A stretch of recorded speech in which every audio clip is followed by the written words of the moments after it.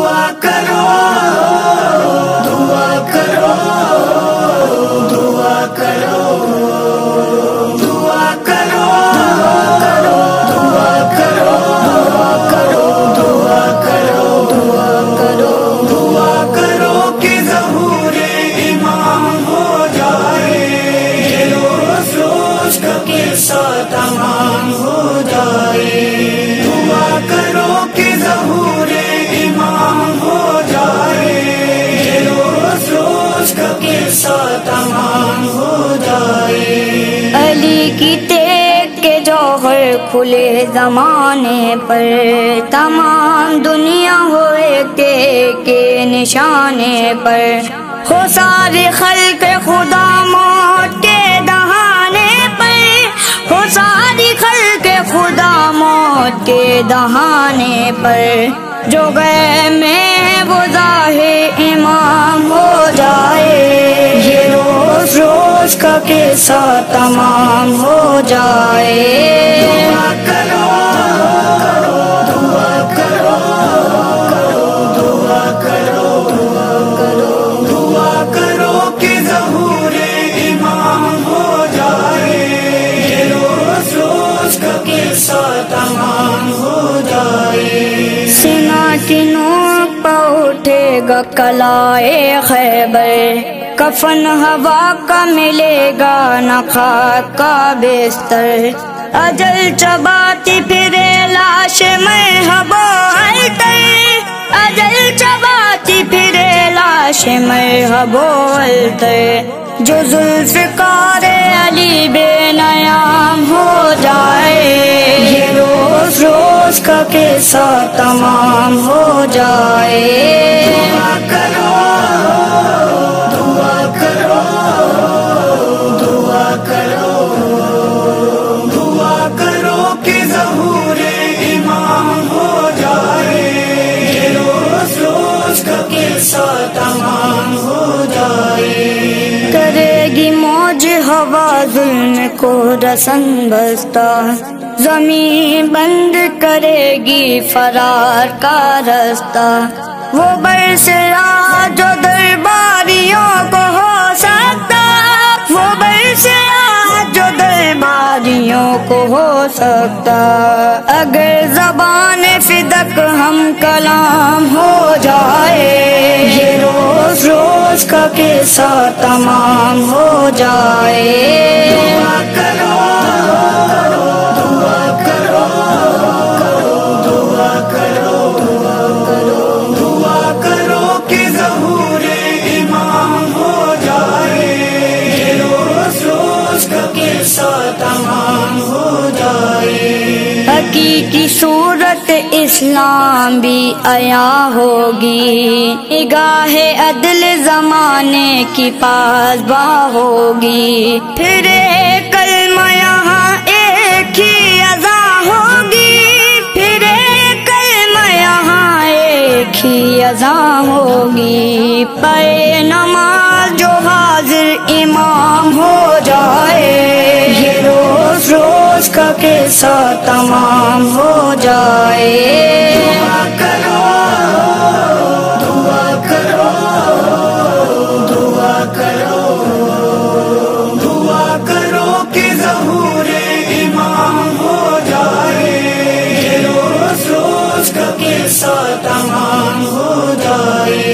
رہے جو پیاسے لبے جو انہیں ابد کا سلام قلم جو ہو گئے بازو انہیں ابد کا سلام جو ان کے غم میں ہیں آنسو انہیں ابد کا سلام جو ان کے غم میں ہیں آنسو انہیں ابد کا سلام خدا کرے کہ شروع انتقام ہو جائے یہ روز روز کا قصہ تمام ہو جائے دعا کرو دعا کرو دعا کرو دعا کرو دعا کرو کہ ظہور امام ہو جائے یہ روز روز کا قصہ تمام ہو جائے دعا کرو دعا کرو دعا کرو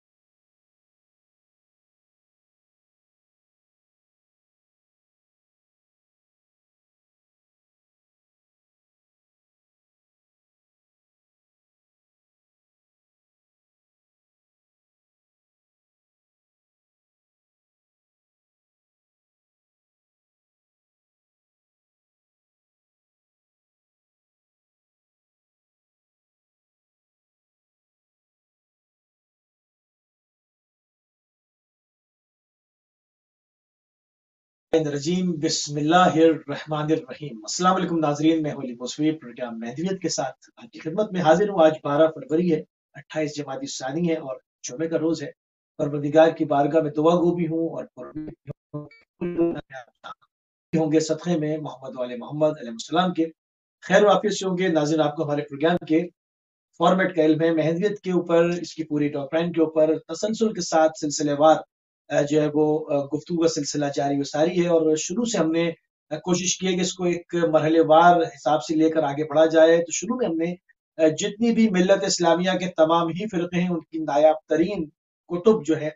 उनके जो उसके अंदर जो ज़ख़ीरा मौजूद है, उसका निचोड़ आपकी खिदमत में पेश किया। तमाम अहले सुन्नत के मोतबर तरीन मुहद्दिसीन और इसके अलावा भी मिल्लत इस्लामिया के जितने भी फ़िरक़ों ने मेहदवियत के ऊपर लिखा है और जो कुछ कलमबंद किया है, उसकी पूरी कोशिश की गई कि उसका निचोड़ जो है वो आपकी खिदमत में पेश किया जाए। इस सिलसिले को आगे बढ़ाते हुए ग़ैबत इमाम ज़माना रूही व अरमान अल-फ़िदा के ऊपर हमारी गुज़िश्ता प्रोग्राम में बहस हुई और इस पे हमने उसी वक्त आपकी खिदमत में अर्ज़ की थी कि एटलीस्ट 2 प्रोग्रामों में ग़ैबत इमाम का जो सारा सिलसिला है, ग़ैबत सुग़रा और ग़ैबत कुबरा, इसको जो है वो समेटने की कोशिश की जाएगी। हम पहुंचे थे पहले 2 नायब ख़ास जो इमाम के थे, यानी जो 4 थे उसमें जो पहले 2 थे, उनके ज़िक्र के ऊपर हमने प्रोग्राम को मौक़ूफ़ किया था। हमारा टाइम तमाम हुआ था। अपनी गुज़िश्ता गुफ्तगू से जो है वो मरबूत करने के लिए, उससे मुत्तसिल करने के लिए जो है वो हम यहीं से प्रोग्राम का आगाज़ करेंगे और हमेशा की तरह हमारे साथ मौजूद रहते हैं मेहदवियत के ऊपर गुफ्तगू करने के लिए आपके हद अज़ीज़ जानी पहचानी मारूफ शख्सियत आयतुल्लाह जनाब नसीम अब्बास अल नजवी साहब नजफ़ अशरफ इराक से। क़िबला आपकी खिदमत में सलाम अर्ज़ करेंगे और आपकी खिदमत में और आपको प्रोग्राम में खुशामदीद कहेंगे। अलैकुम सलाम व रहमतुल्लाहि व बरकातुहू। सलामत रहे मोहसिन साहब। दुआ करो,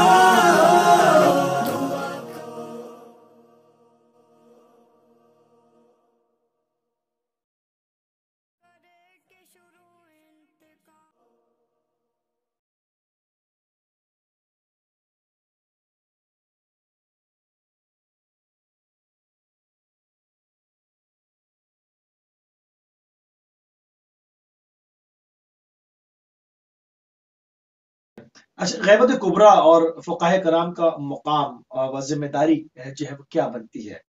इसको आप किस जहत से देखते हैं? जी, अगरचे बहुत सारी रिवायात अमूमी भी फ़ुक़हा उलमा का मकाम ज़िक्र कर रही हैं, बल्कि आयात के हवाले से भी अगर देखा जाए तो बहुत सारी आयात में भी उलमा का मकाम हल यस्तविल्लज़ीन यअलमून वल्लज़ीन ला यअलमून, क्या जानने वाले न जानने वाले बराबर हैं। यरफ़इल्लाहुल्लज़ीन आमनू मिनकुम वल्लज़ीन ऊतुल इल्म दरजात, कि अल्लाह सुब्हानहू व तआला उन लोगों के दरजात बुलंद करता है जो मोमिन हैं, और जिन लोगों को इल्म अता हुआ है उन लोगों के अल्लाह ने दरजात बुलंद किए हैं। तो ये 2 हस्तियां इस मकाम पे ईमान और इल्म का बेसिक रोल है इंसान के दरजात की बुलंदी में परवरदिगार की बारगाह में। और एक और मकाम पे कुरान में इरशाद रब्बुल इज़्ज़त होता है, इन्नमा यख्शल्लाह मिन इबादिहिल उलमा, हो कि बेशक अल्लाह से उलमा ही डरते हैं। क्योंकि ये एक अकली सी चीज़ है, जब तक नॉलेज नहीं होगा कि अल्लाह की मर्ज़ी किस चीज़ में है और बिल्कुल, परवरदिगार की नाराज़गी किस चीज़ में है, तो किस उसके चीज़ में है? बाद ही खुद की रज़ा की तरफ इंसान बढ़ सकता है। अब कुछ बिल्कुल ऐसा। रिवायात के हवाले से मैं आपकी खिदमत में अर्ज़ कर देता हूँ। तफ़क्कुह, फ़क़ाहत, और ये अल्फाज यूज़ हुए हैं, तफ़क्कुहु फ़िल हलाल वल हराम व इल्ला अंतुम आराब। इमाम सादिक़ अलैहिस्सलाम से रिवायत, इमाम बाक़िर अल्लाहुम्मा अलैहिस्सलाम सल्लि अला फरमाते हैं कि हलाल और हराम को सल्लल्लाहु समझो, उसमें फ़क़ाहत को अख़ज़ करो, वरना तुम बदू हो, यानी जाहिल लोगों की तरह, गैर मुहज़्ज़ब लोग हो। और इसी तरह यहाँ पे बहुत सारी रिवायात में ख़ुसूसन वो फ़ुक़हा जिनको फ़ुक़हाए जिनकी तक़लीद की जा रही है और हर ज़माने में की जा रही है, उनके हवाले से इमाम ज़माना अलैहिस्सलाम की एक ख़ास तौक़ीद जारी हुई थी, जो शेख सदूक़ अलैहिर्रहमा ने भी लिखी है अपनी किताब कमालुद्दीन में, और वसाइल शिया के अंदर वो रिवायत मौजूद है। व अम्मल हवादिसिल वाक़िआ फर्जिऊ फ़ीहा इला रुवात अहदीसिना फ़इन्नहुम हुज्जती अलैकुम व अना हुज्जतुल्लाह अलैहि, कि जो नए-नए मसाइल पेश आएँ, उसमें इमाम अलैहिस्सलाम फरमा रहे हैं کہ ہماری احادیث کے راویوں کی طرف رجوع فرمائیں، پس وہ میری طرف سے تمہارے اوپر حجت ہیں اور حجت ہے۔ میں ان کے اوپر اللہ کی طرف سے حجت ہوں۔ یعنی روز سبحان قیامت سوال کیا جائے گا۔ حجت کا معنی یہ ہے کہ جب امام علیہ السلام بعض شخصیات علماء فقہا کو حجت قرار دے رہے ہیں، تو اس کے میننگ یہ ہیں کہ اگر روز قیامت انسان نے دین کامل کو سمجھ کے عمل نہ کیا تو یہ بہانہ نہیں چلے گا کہ ہمیں تو پتہ نہیں تھا۔ تو امام علیہ السلام فرمائے گے جب میں نے فقہا کو حجت قرار دیا تھا تو ان سے آپ نے کیوں نہیں پوچھا، ان کی بات پہ عمل کیوں نہیں کیا، اور ان کے بتائے ہوئے دین کے مطابق عمل کیوں نہیں کیا۔ یہ احتجاج کیوں نہیں ہوگا کیا؟ امام کی طرف سے بھی اور اللہ کی طرف سے ان بندوں کے اوپر جو علماء سے دور ہے، جو علماء حق کی بات نہیں مانتے۔ البتہ صحیح۔ ایک شبہ کا ازالہ یہاں ضروری سمجھتا ہوں۔ وہ شبہ یہ ہے موسی صاحب کی کچھ لوگ یہ کہتے ہیں کہ روایت میں تو امام نے راویوں کی طرف رجوع کا حکم دیا ہے، نہ کہ امام نے مجتہدین کی طرف رجوع کا حکم دیا ہے۔ اور میں اس پہ شبے کا جواب مختصر یوں دوں گا کہ مجتہد جو ہوتا ہے وہ اپنی جیب سے اپنی مرضی سے کوئی فتویٰ نہیں دیتا۔ طبعاً وہ فقہا جو فقہائے حق ہیں میں ان کی بات کر رہا ہوں، اور وہ دلیل سے بات کرتے ہیں، چاہے وہ قرآن سے آیت لائیں یا اپنے فتوے میں دلیل معصوم کے فرمان کو بناتے ہیں۔ انی تارک فیکم الثقلین والی حدیث پہ عمل کرتے ہیں۔ ایک بات سبحان تو یہ ہے۔ اللہ۔ دوسری بات یہ ہے کہ خود امام علیہ السلام کے فرمان میں یہ نقطہ موجود ہے کہ امام علیہ السلام فرما رہے ہیں کہ آئندہ کے حالات اور نئے مسائل، آج کتنے جو مستحدثات ہیں، یعنی اس زمانے میں ہوائی جہاز ایروپلین کے ذریعے جو سفر کیا جاتا ہے وہ سسٹم نہیں تھا، بیبی ٹیوب کے ذریعے بچے کی پیدائش کا سلسلہ نہیں تھا، طب کے اور میڈیکل سائنس کے جو نیو پرابلمز ہیں وہ مسائل نہیں تھے۔ اسی طرح اسلامی حکومت کے قائم کرنے کا جو سلسلہ ہے، ولایت فقیہ کا لے لے مسئلہ، اور بہت سارے نئے مسائل، بینکنگ کے مسائل ہیں۔ بینکنگ کے مسائل ہیں۔ ان تمام مسائل میں جو ہے انسان جو کہاں رجوع کرے، کیونکہ روایات میں ٹھیک ہے احکام موجود ہیں، قواعد کلیہ موجود ہیں، لیکن یہ وہ فقہا سمجھ سکتے ہیں کہ کس قاعدہ، کس قانون، کس آیت، کس روایت کے تحت جو ہے فلاں مسئلہ فقہی کا حل اور سولوشن امام نے دیا۔ عوام کی یہ بات کی بالکل بات صحیح۔ نہیں، اسی لیے تو امام نے آئندہ کے حالات، نئے مسائل میں ایکسپرٹ سے رجوع اور روات کی طرف ارشاد فرمایا۔ اور وہ راوی جو ہیں، ہر راوی مراد نہیں ہے، وہ راوی جو ان قواعد اور روایات کی روشنی میں نئے مسائل کا حل تلاش کر سکے۔ اس کا مطلب ہے وہ فقیہ ہے، وہ مجتہد ہے۔ ورنہ جو ہے اگر فقط راوی وہ روایت کو نقل کر رہا ہے اور نئے مسائل کا حل پیش نہیں کر پا رہا، وہ تو ناقل ایسے ہوا نا، راویوں کے بارے ناقل۔ میں ایسے راویوں کے بارے میں امام بات نہیں فرما رہے۔ لہذا ان تمام آیات روایت سے غیبت کے ٹھیک زمانے میں فقہا کی اہمیت ظاہر ہوتی ہے۔ ٹھیک ہے۔ تقلید کے بارے میں آیات اور روایات کیا کہیں؟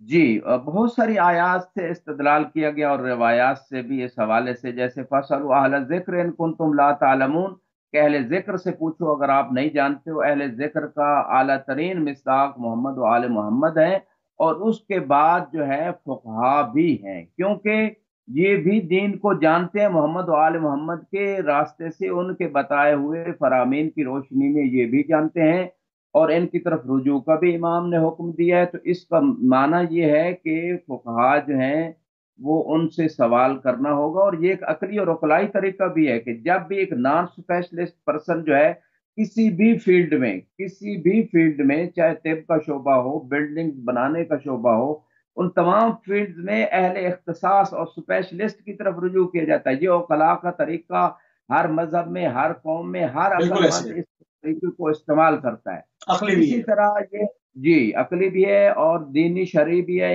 جو دینی مسائل ہیں ان میں علماء سے، فقہا سے سوال کیا جائے۔ تھوڑا سا ان امور کو اور کھولتے ہیں قبلہ، تھوڑا سا آج چونکہ غیبت کے اوپر اور غیبت کے بعد فقاہت کے اوپر اور اجتہاد کے اوپر بات ہو رہی ہے، تو ان چیزوں کا ازالہ کرتے ہیں، کیونکہ سوشل میڈیا کے ذریعے سے بہت ساری گمراہ کن جو ہے وہ تعلیمات بھی، بلکہ تعلیمات نہیں کہوں گا اس کو، گمراہ کن یعنی جہالت اور پھیلائی جا رہی ہے، ابہامات پیدا کیے جا رہے ہیں، اور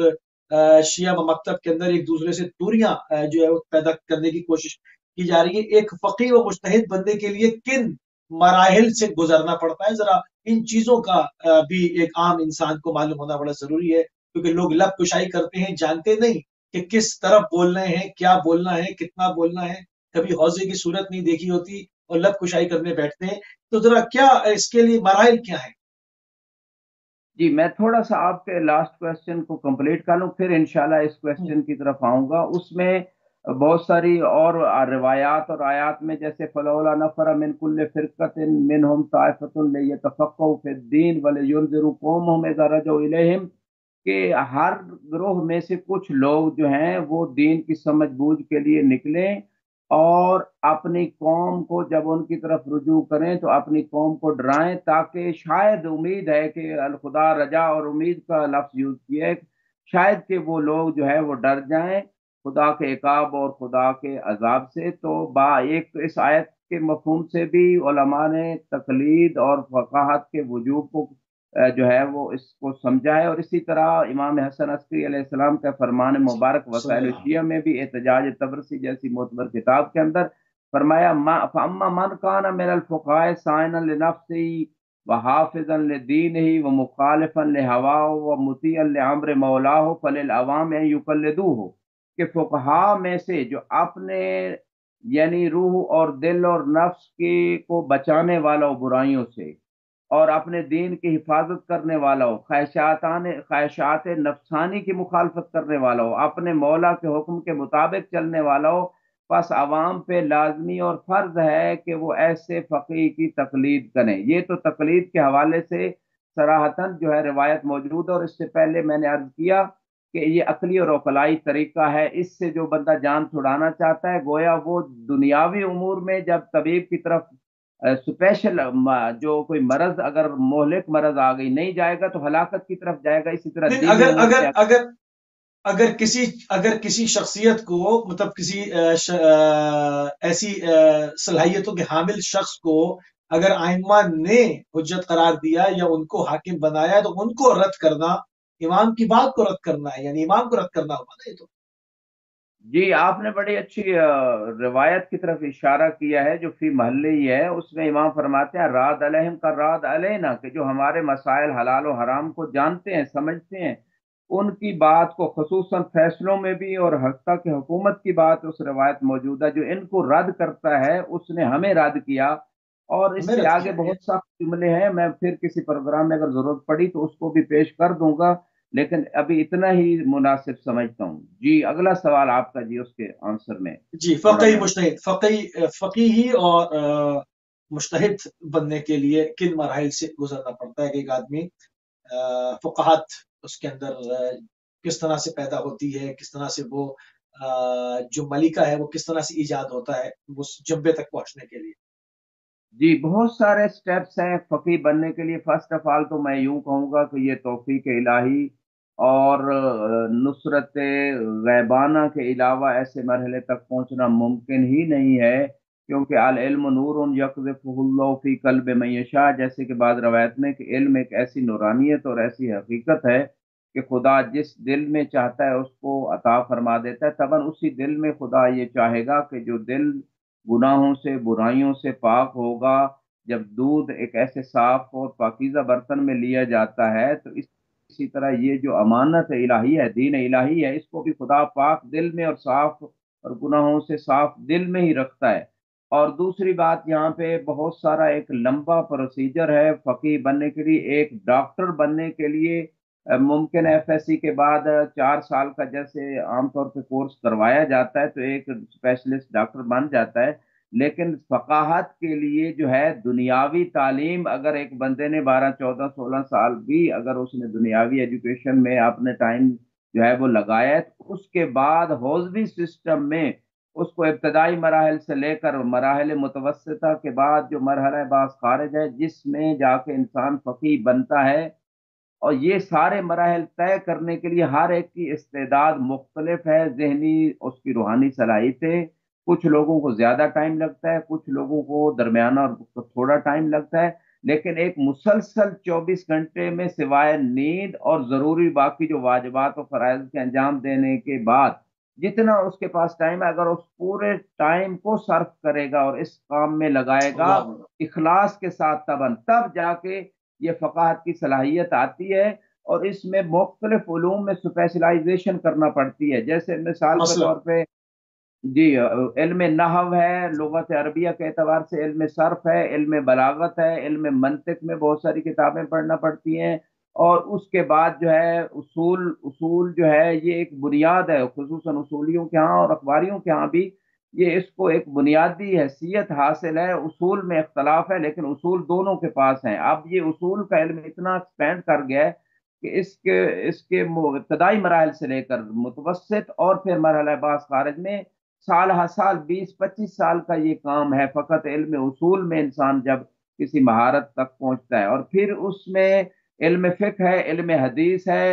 اور اس کے ساتھ ساتھ علم قرآن یعنی تفاسیر اہل بیت علیہ السلام کا علم ہے، علم رجال ہے جو راویوں کی معرفت ہے۔ یہ ایک بہت بڑا وسیع علم ہے اور اس میں بہت سٹرگل کرنا پڑتی ہے۔ آج ایک پرسنالٹی پہ اگر کوئی پی ایچ ڈی کر لیتا ہے اسپیشلائزیشن تو اسے ڈاکٹر کہتے ہیں۔ علم رجال میں دسیوں ایسے اور بیسیوں بلکہ سینکڑوں ایسے راوی ہیں جن کے اوپر جو ہے وہ تحقیق کرنا پڑتی ہے، اور پھر روایات کے اوپر بحث ہے، روایات کی اقسام ہے کہ یہ صحیح ہے، یہ مرسل ہے، یہ ضعیف ہے، یہ مجہول ہے، یہ مستند ہے۔ تو بہت سارے اس میں جو ہے جنبے ہیں علم دین میں۔ ایک فتویٰ دینے کے لیے فقیہ کو مسلسل اپنی ٹوٹل لائف میں 40-50 سال اپنی زندگی کے یعنی ٹوٹل جو اس کی لائف میں، پھر صرف جا کرتے کے ہیں۔ 40 سال کے بعد جا کے صحیح معنوں میں ایک انسان فقیہ بنتا ہے، بشرط یہ ہے کہ اس کے اساتذہ، اس کا منہج، اس کا جو جس ایٹماسفیئر میں لائف گزار رہا ہے وہ اسے ایسا ملے کہ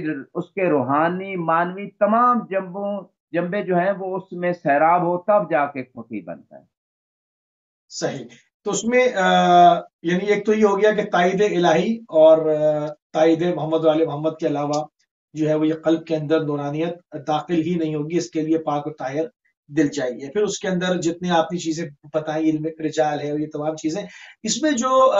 رجال کے حوالے سے معروف نام آتا ہے آیت اللہ خوئی کا، ذرا ان کا بھی ذکر ہو جائے کہ ان کو کتنے رجال یاد تھے۔ اس میں بڑا ذکر ہوتا ہے کہ ان کو ایک وسیع فہرست یاد تھی۔ جی فقط یاد نہیں تھی موسوی صاحب، بلکہ ان کا سب سے بڑا موضوع میرے خیال میں علم رجال کی ہسٹری میں جو سب سے زیادہ ریسرچ اور زیادہ تحقیق کی ہے وہ آغا خوئی رحمۃ اللہ علیہ نے ہے، انہوں نے فرمائی ہے، اور اس میں معجم الرجال جو ہے تقریباً 24 جلدوں میں یا شاید اس سے بھی زیادہ ممکن ہے بعض طبعات میں آئی ہو،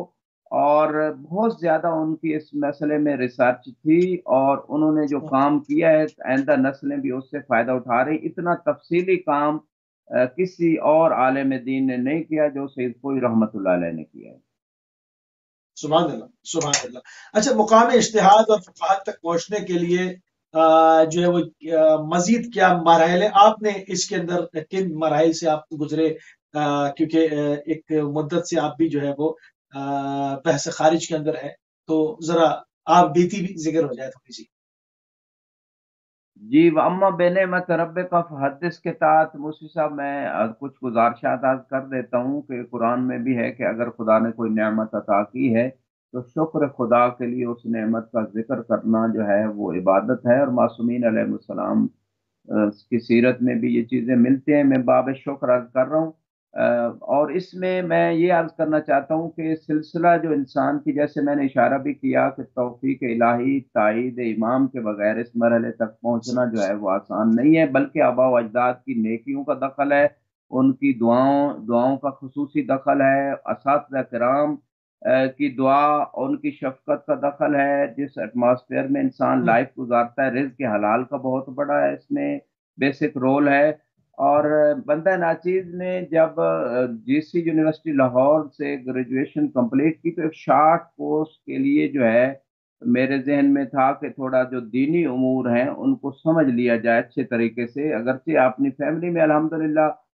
طرفین سے وہ ایک سلسلہ تھا ہر حوالے سے، دین پہ عمل، دین کی سمجھ بوجھ اور یہ ساری چیزیں، لیکن میں مزید بہتری کے لیے جو ہے جب مدرسے کے لائف میں گیا پاکستان کے اندر تو مجھے جو روحانی سکون وہاں نصیب ہوا، تو پھر خدا کے لطف سے ایک ذہن بن گیا پرماننٹ کہ اب اسی فیلڈ میں ہی میں نے کام کرنا ہے، اور امام زمانہ کی نوکری اور جاب سے بہتر کوئی جاب نہیں ہے، دنیا میں بھی شرف ہے، آخرت میں بھی شرف ہے۔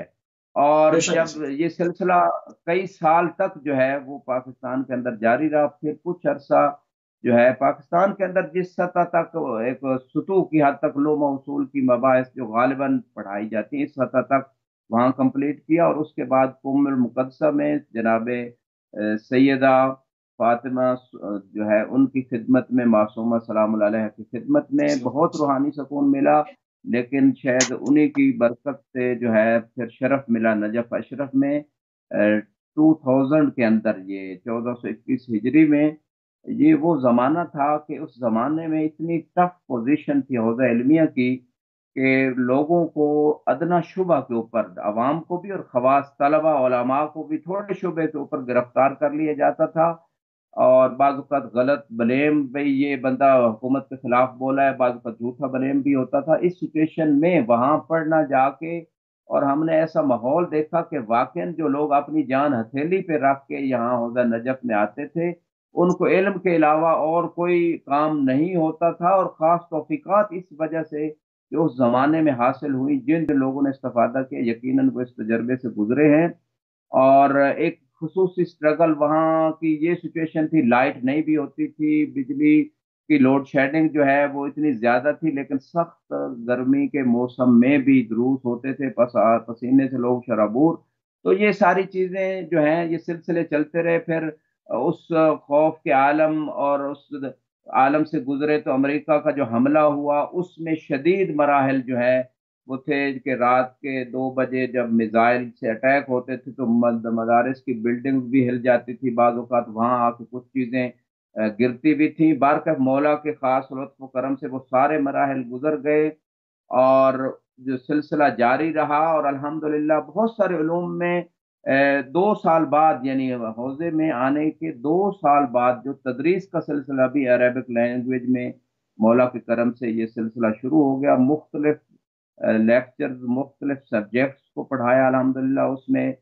نحو کی بہت ساری کتابیں ہیں، جیسے قطر و ندا معروف ہے، اس کے 5-6 دورے کروائے، الفیہ کے ایک دو دورے الفیہ یہ نحو میں ہے، مغنی کو پڑھایا، اور اسی طرح جو ہے منطق میں بہت سارے علوم ہیں۔ یہ پڑھنے کے ساتھ ساتھ پڑھانے کا سلسلہ جاری رہا مسلسل، اور ابھی تک الحمدللہ جاری ہے۔ منطق میں جیسے منطق مظفر رحمۃ اللہ علیہ ہے، سلم العلوم حاشیہ ملا عبداللہ، بعض کتابوں کے 5-5 6 دورے جو ہیں وہ مختلف جو نیشنلٹیز کے لوگ حوزہ علمیہ میں الحمدللہ سب کی خدمت کا موقع ملا، اور بہت سارے دروس ریکارڈڈ بھی ہیں الحمدللہ۔ خدا قبول فرمائے ان تمام کوششوں کو۔ اسی طرح علم فقہ میں شرائع الاسلام کا دورہ کمپلیٹ کروایا، اور یہ بہت معتبر ترین، قدیم ترین اور جامع ترین کتاب ہے، اس پہ بحث خارج دی جاتی تھی سابقہ زمانے میں۔ اور اس کے بعد لمع شہید اول اور شہید ثانی کی کتاب پڑھی بھی اور پڑھائی، اور فقہ میں پھر آگے چل کے مقاصد کو پڑھا اور پڑھایا، اور پھر باس خارج الحمدللہ تقریباً 13 سال سے باس خارج کا درس جو ہے وہ خود اٹینڈ کیا، اور چوتھا سال ہے کہ خود الحمدللہ باس خارج جو ہے فقہ میں بھی اصول میں پڑھانے کا شرف نصیب ہو رہا ہے۔ اور اس کے ساتھ ساتھ بہت سارے علوم، علم رجال میں بہت ساری کتابوں کو پڑھنے پڑھانے کا شرف ملا، علم درایت میں، اور اس کے ساتھ ساتھ جو ہے قواعد کی کچھ کتابیں ہیں، قواعد فقہیہ، اور اصول میں بہت ساری بکس ہیں۔ اب ظاہراً عوام کے لیے وہ جو ہے وہ معروف نہیں ہے، جیسے اصول مظفر ہے، قوانین ایک بہت معتبر کتاب حوزے میں پڑھائی جاتی ہے، اس طرح کفایت الاصول ہے، رسائل شیخ انصاری ہے، ان کتابوں کو پڑھایا۔ اور یہ توفیق جو ہے وہ میں نے عرض کیا، میں بندہ ناچیز کہ اس میں کوئی کمال نہیں ہے، مولا امیر المومنین کی نظر کرم، والدین اور اساتذہ کی محنت اور دعائیں، اور خدا نے یہ جو توفیق دی، جیسے آپ نے ملکہ کا لفظ استعمال کیا، یہ وہ صلاحیت ہے، جیسے ڈاکٹر جو ہے اس کے پاس اگر صلاحیت آتی ہے تو اس کی سٹرگل پہ خدا اسے وہ اس کی محنت پہ اسے وہ صلاحیت دے دیتا ہے کہ اس کے اندر امراض کی تشخیص اور اس کا علاج آ جاتا ہے۔ اسی طرح فقاہت کا مسئلہ ہے کہ اگر کوئی محنت کرے اور لطف خدا شامل حال ہو اسے یہ صلاحیت نصیب ہوتی ہے۔ بالکل صحیح، یعنی کہ اس کے اندر وہ ملکہ ایجاد ہو جائے گا۔ مقامی اب تھوڑی سی تعلیفات اور ممبر حسینی کی خدمات کے حوالے سے خلا بیان فرمائیں۔ جی الحمدللہ، اگرچہ تعلیف کے حوالے سے بہت شروع سے رغبت بھی ہے، اور ایک یہ ایسا سرمایہ انسان کے لیے کہ زندگی کے بعد بھی یہ نیکیوں کا دروازہ تعلیفات جن حضرات جن علماء نے کی ان سے استفادہ کی شکل میں वो नेकियों का बाब खुला रहता है। जैसे कि इमाम बाकर अलैहिस्सलाम ने भी इरशाद फरमाया, आलिम युनतफा बिल्मी अफजल मिन सबीन अल्फ आबिद, कि वो आलिम कि जिसके इल्म से लोग फायदा उठाएं वो 70,000 इबादत गुजारों से अफजल है। जिन उलमा ने किताबें अल्लाह लिखी सुभान अल्लाह। उनका वो आज भी जिंदा हैं, उनके नेकियों का सिलसिला जारी सारी है। अल्हम्दुलिल्लाह कोशिश थी, लेकिन ज्यादा दर्स व तदरीस में मशगूलियत की वजह से काम तारीफात हुई, आइंदा आपकी दुआ से ज्यादा होंगी। उनमें एक उर्दू में जदीद मसाइल के बाद मराज नजफ के जो है ना किताब का तर्जुमा किया, वेबसाइट पे मौजूद है। इसी तरह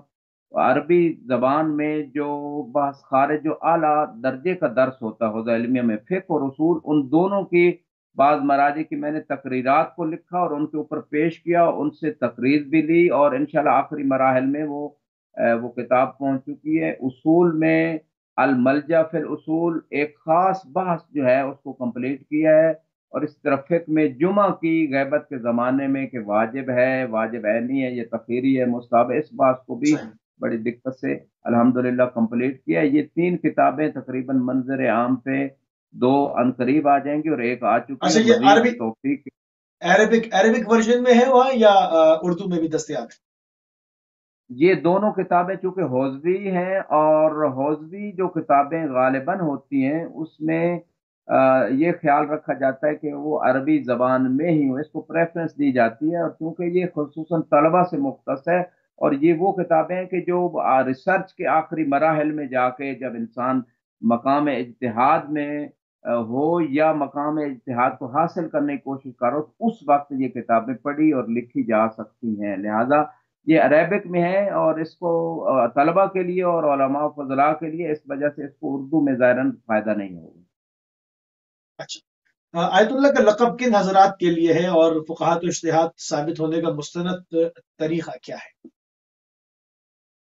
अगरचे आयात मुबारका में आयतुल्लाह जो है, जैसे कि लुग़वी माना भी अल्लाह की निशानी,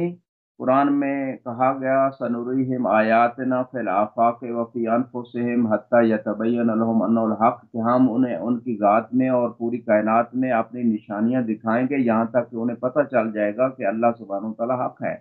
लिहाजा आयत का माना निशानी, अल्लाह के वजूद की निशानी, अल्लाह के इल्म और कुदरत की निशानी, अल्लाह के हयात की निशानी। निशानी और अलामत के ज़रिए से उस हस्ती तक पहुँचा जा सकता है, उसकी मार्फत हासिल की जा सकती है। तो कायनात की जितनी मखलूक़ात हैं वो सब आयतुल्लाह हैं लुग़वी माने में, और कुरान के इस तरह की रोशनी में, यानी पत्थर चाहे ले लें या नबातात को ले लें या इसके अलावा हैवानात, फिर इंसान, अशरफुल मखलूक़ात को ले लें, जितनी मखलूक़ात हैं, मलाइका हैं, जितना जितना जिस मखलूक में ज़र्फ़ और कमाल है, उतना ही वो खुदा की अज़मत, कुदरत, इल्म के ऊपर वो दलील और निशानी बन रही है। और इस मकाम पे इस माने में कुरान ने इन अल्फाज को यूज़ किया। अलबत्ता आयतुल्लाह का जो ख़ास माना और ख़ास इस्तिलाह है हौज़ात इल्मिया में यूज़ होती है, वो फ़क़ीह और मुज्तहिद के लिए होती है।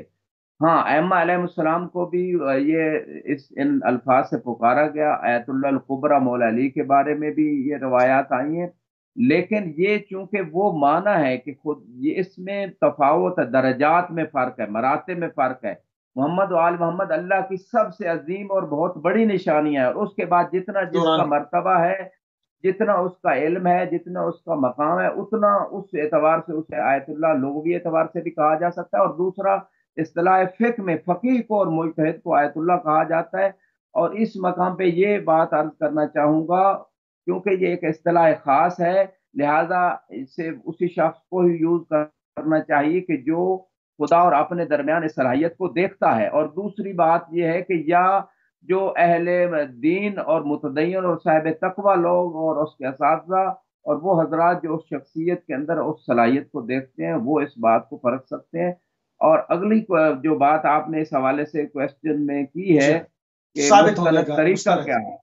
जी, इत्तेहाद मुस्तनद तरीका मैं समझता हूँ, एक एग्जाम्पल के जरिए मैं यहाँ इस बात को क्लियर करूंगा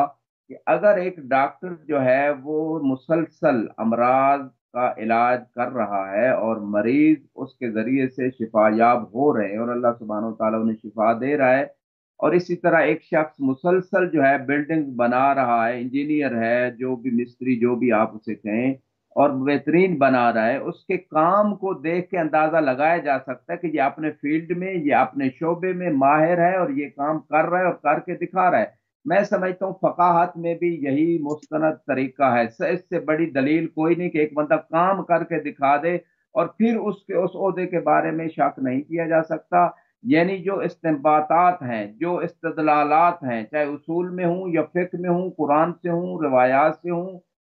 عقل اور اجماع جو بھی مصادر قرار دیے گئے ہیں یعنی استنباطات یعنی جس طرح میں، یعنی جس طرح علوم جدید میں ڈگری ہوتی ہے، امتحان ہوتے ہیں، اس طرح اس سے ہٹ کر پیٹرن ہے، یا اس میں بھی جس طرح سے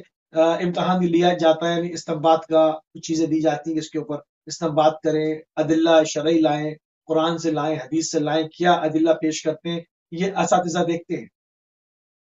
جی میں ایک منٹ عرض کرتا ہوں۔ تو جو شخص ایک کام کر کے دکھا رہا ہے، استدلالات پیش کر رہا ہے اور حوزہ علمیہ میں پیش کر رہا ہو،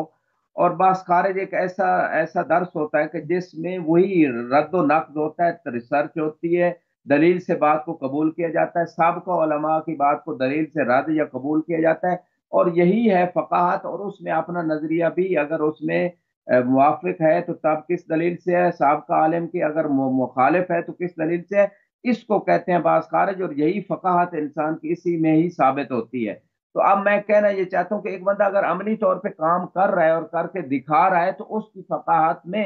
شک نہیں ہونا چاہیے۔ ہاں فقاہت میں درجے ہیں، مراتب ہیں، کچھ ایک بندہ مطلق مجتہد ہے، اس کو تمام مسائل میں اس نے بالفعل جو ہے استنباط کر لیا ہے، ایک کے پاس صلاحیت ہے لیکن وہ سٹیپ بائی سٹیپ جو ہے اس سلسلے کو آگے لے جا رہا ہے اور بالفعل آگے استنباطات اور فتاوے واخذ کر رہا ہے۔ البتہ آپ کے کوشچن کے جواب میں یہ کہوں گا کہ یہ سسٹم حوزہ علمیہ میں ڈگری سسٹم جو ہے اس کو ڈسکریج اس وجہ سے کیا جاتا ہے کہ لوگ ڈگریوں کے لیے یہاں نالج لینے نہ ہے، ڈگریوں کے، کیونکہ یہاں کوئی جاب تو اس کے بعد ملنی نہیں ہے، جاب تو ایک ہی ہے کہ امام زمانہ اور دین کی خدمت کرنی ہے، لہٰذا اس مقام پہ ڈگری کا کنسیپٹ جو ہے اس کو ڈسکریج کیا جاتا ہے اور اس کو قبول نہیں کیا جاتا۔ ڈگری انسان کی حوزہ علمیہ میں یہی ہے کہ وہ عملی اور علمی طور پہ اپنا کام کر کے دکھائے، جب اس کا کام سامنے آئے گا تو اہل علم و دانش و اہل فکر وہ اس کے کام کو دیکھ کے اس کی حوصلہ افزائی بھی کریں گے، سرائیں اس کو ایکسیپٹ کریں گے اور اس کو سپورٹ بھی کیا جائے گا۔ تو میں اس مقام پہ یہ عرض کرنا چاہتا ہوں، ہاں البتہ یہ وہ چیز ہے کہ جس کو جیسے پہلے بھی میں نے عرض کیا، یہ ایک ملکہ ہے جو الہی تائید سے آتا ہے اور امام زمانہ کی خصوصی نظر کرم اور جہد مسلسل سے آتا ہے، اس کے لیے بہت جو ہے مزید بھی انسان جب اس مرحلے پہ پہنچ بھی جائے، اس کے آگے بہت سارے مراحل ہیں، کیونکہ فقہ ایک سمندر ہے، قرآن کی آیات اور روایات ان تمام کو پرکھ کے بالفعل جو ہے اجتہاد کرنا، اس کے لیے بہت لمبا پیریڈ چاہیے۔ لیکن جیسے ایک ڈاکٹر ہوتا ہے وہ شروع میں پریکٹس جب شروع کرتا ہے تو اس کے اندر ملکہ و صلاحیت ہے، باقی ٹوٹل لائف اس نے وہی کام کرنا اور انسانیت کی خدمت کرنی، اور یہی کام فقاہت کے حوالے سے ہے جو آپ کی خدمت میں عرض کیا، اور فقاہت میں بھی یہی پوری زندگی جو ہے صرف کرنا پڑتی ہے اور اس کام کو جاری رکھنا پڑتا ہے پریکٹیکلی طور پہ، اور لوگوں کو ان مسائل کا حل دینا ہوتا ہے۔ ہاں کسی کو اگر شبہ ہو کسی حوالے سے تو اس کے علمی استدلالات ریسرچز کے اوپر وہ آبجیکشن پیش کرے، اگر وہ اس کا کانے جواب نہیں دیتا اور بار بار تمام مسائل میں، پھر ہم کہہ سکتے ہیں کہ یہ بندہ فقیہ نہیں ہے۔ اور ورنہ اگر اس کی عمومی بحوث آ رہی ہیں ٹیلی گرام پہ، مختلف میڈیا چینلز پہ اور حوزہ علمیہ میں آ رہی ہیں، اور اس کے جو تلامذہ اور شاگرد ہیں وہ بھی کسی مرحلے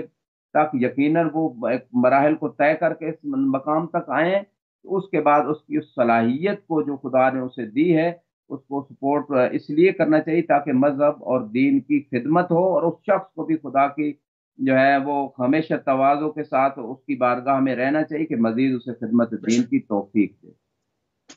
سبحان اللہ، سبحان اللہ، بہت شکر گزار ہیں قبلہ، انتہائی مشکور ہیں اور انتہائی ممنون ہیں کہ